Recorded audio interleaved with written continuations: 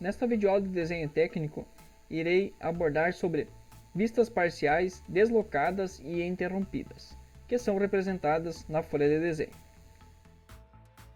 Precedências de linhas. Então, quando existe sobreposições de linhas no desenho técnico, então apenas uma delas pode ser representada, ficando então a representação condicionada à verificação da regra então, que é indicado. Eu já expliquei em uma outra videoaula sobre as linhas que são utilizadas em desenho técnico. Então, arestas e linhas de contorno visíveis, tipo A. Arestas e linhas de contornos invisíveis, tipo E ou F. Planos de corte, tipo H. Linhas de eixo de simetria, tipo G. Linhas de centroides, tipo K. E linhas de chamada de cotas, tipo B. Então, aqui tem a tabela com as letras e a indicação de cada tipo de linha a ser utilizada então, na representação de desenho técnico. Então aqui nós temos então a indicação, né?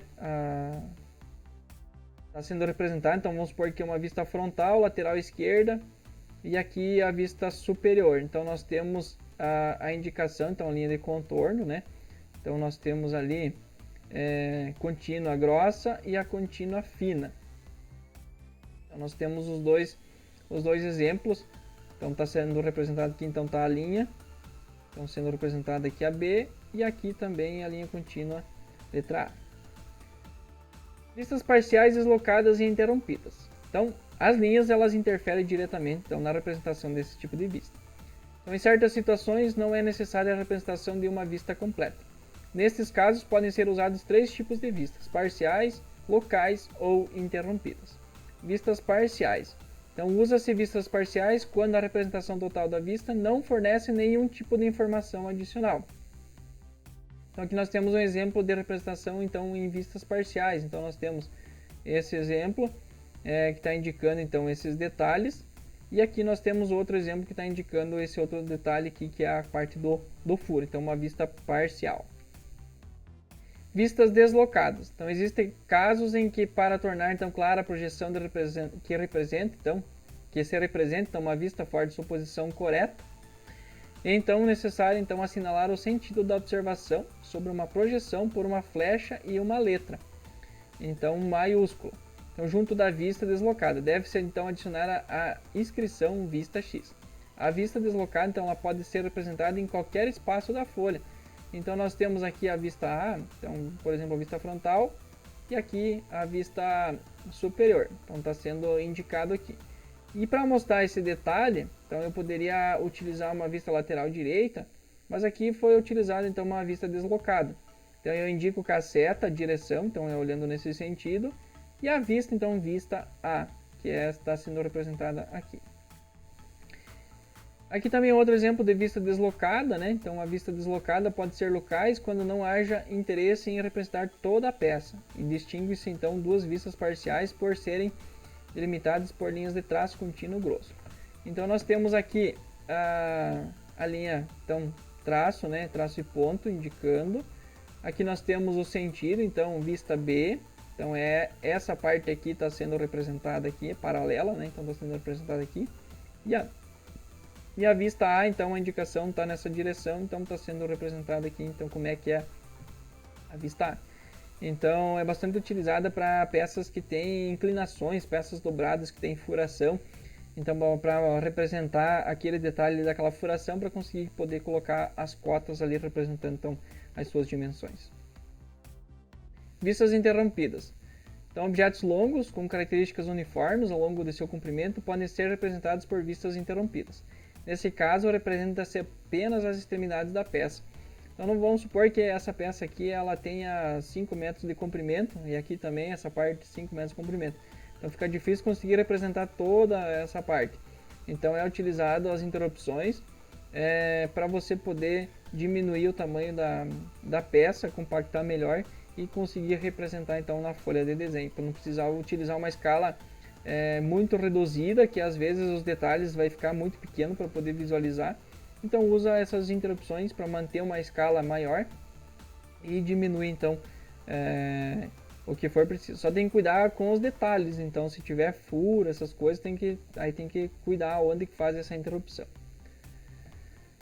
Nas vistas interrompidas, então de peças compridas, emprega-se então linhas de fratura que permitem então identificar detalhes, materiais ou configurações de peça.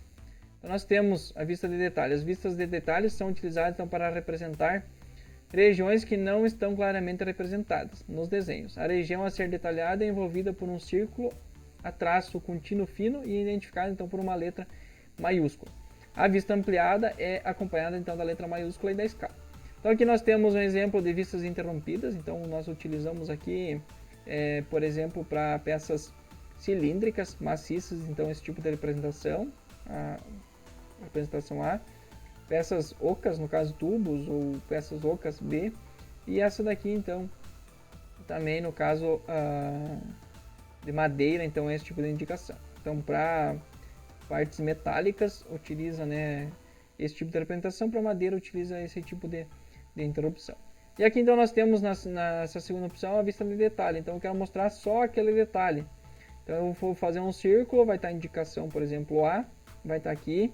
Aí tem que vir aqui detalhe A e a escala que está, no caso, foi ampliado, para conseguir visualizar melhor. Então justamente faz um detalhe normalmente para isso, para que você possa ampliar aquela região da peça e que você consiga visualizar melhor. Então vai a indicação, detalhe A e a escala que foi produzida, então o detalhe. Vistas auxiliares. Então as vistas auxiliares são utilizadas quando deseja se projetar detalhes que não são paralelos aos planos de projeções ortogonais. Então, nesse caso são usados planos auxiliares de projeção paralelos a esses detalhes, de modo a representá-los em sua verdadeira grandeza. Então aqui nós temos, por exemplo, aqui a projeção, né, a vista projetada. Só que no momento que eu fizer o rebatimento aqui, ela não vai ficar reta, né? Então vai ficar inclinada. Então eu utilizo para fazer o rebatimento aqui da parte reta, tem a linha aqui indicando essa linha de centro, então para que eu possa ver bem esse detalhe. Então é a linha auxiliar aqui e linha auxiliar aqui. Senão a peça ela teria as medidas, elas teriam um encurtamento aqui por causa do rebatimento da projeção. Então para mostrar esses detalhes retos aqui para que consiga tirar as medidas reais para fabricar a peça. Então aqui é um outro exemplo, né? Então aqui no caso nós temos a projeção de uma circunferência num plano inclinado, então a representação seria uma elipse. E utilizando a vista auxiliar eu vou conseguir visualizar então que ela é uma circunferência, que ela é um furo. Então mais um detalhe, senão ela teria essa representação, né? Então nesse caso está aqui então a representação então da vista auxiliar. Planos de simetria. Então se existirem planos de simetria nas peças, não é necessário representar totalmente determinadas vistas, desenhando-se então apenas uma das partes do objeto. Então nós temos aqui então a peça é igual, né? Então eu posso desenhar somente um pedaço uma parte da peça, porque ela é simétrica, então o outro lado também vai ser simétrico. No caso está representado aqui com as linhas de simetria, e eu sei que a peça nesse outro lado aqui vai ser igual e embaixo também vai ser igual, porque é uma peça simétrica. Arestas fictícias. Então uma aresta fictícia, então ela representa uma mudança suave de direção de suas superfícies. Então as arestas fictícias são então representadas por uma linha contínua fina que não intercepta as linhas de contorno visível. No caso aqui então está a representação, né? Então por causa dessa junção aqui dessa parte da peça com a parte do tubo central aqui, então aqui está a representação das linhas fictícias, então mostrando que é arredondado, né? Aqui é uma parte reta e aqui também então é onde faz a mudança aqui de direção aqui da peça, então está sendo representado pelas linhas fictícias. Outras representações, então no caso representações convencionais de faces planas, no caso aqui eu coloco nesse sentido aqui para identificar que ela é um quadrado, né? Então eu consigo identificar que ela é um quadrado. Aqui também nós temos uma representação simplificada então da peça, então aqui nós temos ela reta, né, simplificada. E aqui peças com furos equidistantes, então ao invés de eu desenhar todos os furos, eu desenho somente as linhas de centro e vai saber então que esses furos são equidistantes.